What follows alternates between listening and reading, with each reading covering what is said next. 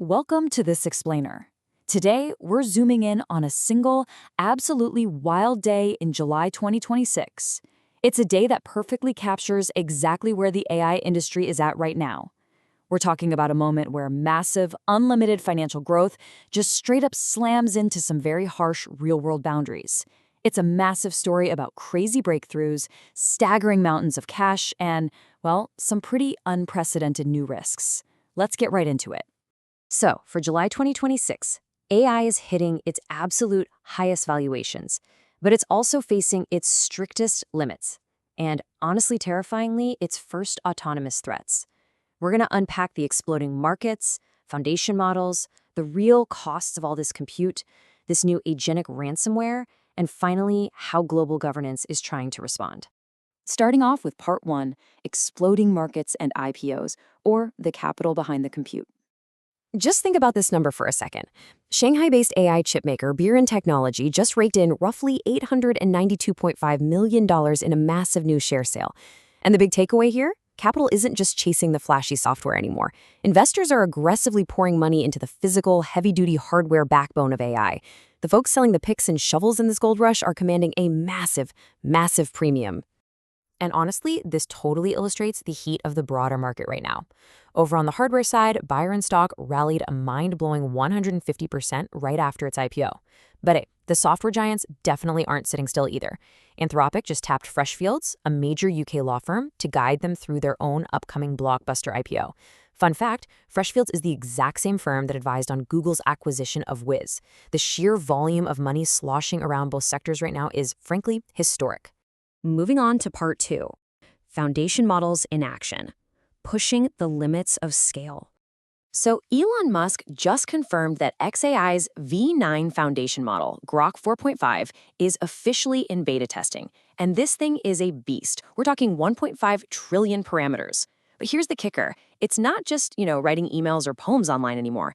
It is actively being tested out in the wild, inside real-world engineering pipelines for SpaceX and inside Tesla automotive systems. We've literally leaped from chatbots to rockets and cars. Plus, with their ultra-aggressive monthly release cadence stretching through late 2026, the pace of iteration here is just relentless. All right, let's pivot to part three, the real cost of AI. What happens when the blank check bounces? Okay, this is where it gets really interesting. Despite this being a multi-trillion-dollar industry literally testing AI for spaceflight, Tesla is now imposing a strict $200 weekly cap on the AI API budgets for its own software engineers. Just think about the irony there for a second. The exact same company building autonomous driving with trillion parameter models is giving its own developers basically a $200 piggy bank allowance for their daily computing costs. And these aren't just polite suggestions. They are mandatory cost control boundaries. If a Tesla engineer needs to spend more than that $200 a week, they literally have to get a formal executive sign-off. Now, the one big exception is that beta products tied directly to xAI are excluded. But still, it really highlights the massive, often hidden financial bleed of running these AI tools at an enterprise scale. Companies are suddenly being forced to apply a financial tourniquet. Which brings us to part four. Enter fully agentic ransomware. The dark side of autonomy.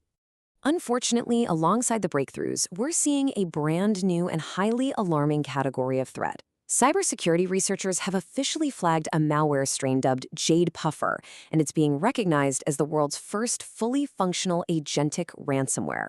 This is a total game changer, and not in a good way. You see, traditional malware relies on static, pre-written scripts.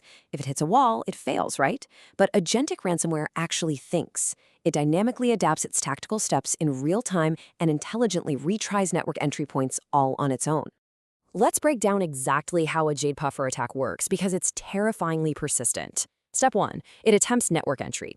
Naturally, in step two, it's going to hit some dynamic blocks or modern firewalls. But instead of just throwing an error code and giving up, step three is where the nightmare happens.